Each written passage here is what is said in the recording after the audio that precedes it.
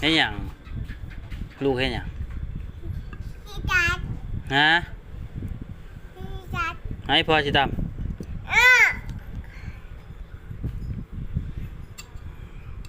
มันบ่แล้วอีหรอกเนี่ยน่ะ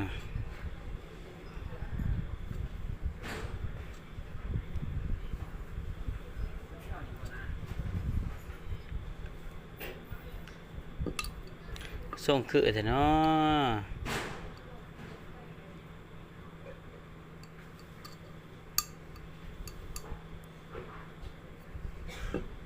กินเยอะ โอ้จึงสิรวดยกโป้อีกโอ้คักหลาย